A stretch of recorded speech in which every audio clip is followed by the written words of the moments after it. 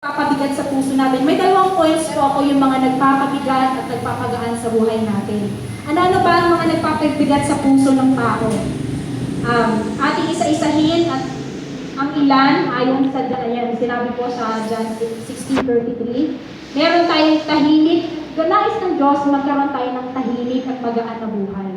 Magkaroon tayo ng kapayapaan at hindi gulo. Kasi ang Diyos natin ay Diyos ng kaayusan.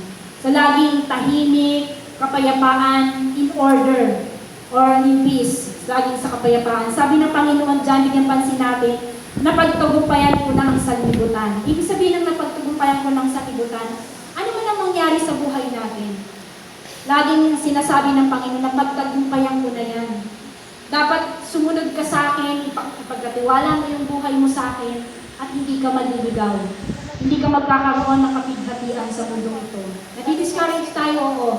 Dumating po sa point na na-depress ako. Sabi ko nga, Lord, yung tinatawag ng midlife crisis, ewan ko po kung sino yung mga nakakaranas ng dito. Dumarating po ang age na yan, ang midlife crisis sa mga turning 40. Ako po ay magpo 40 years old na, salamat sa Panginoon.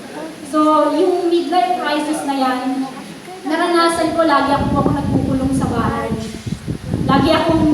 Lagi akong sarado. Alam ni manager yan, sabi niya, lagi ka na lang tulog. Akala niya tulog ako lagi. Pero hindi, nakakaranas po ako ng midlife crisis. Alam ng Panginoon yan. Sabi nga, lagi akong umiiyak sa Panginoon, lagi akong naghahanap ng sagot doon sa mga tanong na dinaranas ko. So yun. Pero sabi ng Panginoon na pagtagumpayan ko ng sanlibutan, bakit nakakaranas ka pa rin ng ganyan? Diba? So, sa ngayon po ay nasa proseso po tayo, parang sakit po yan.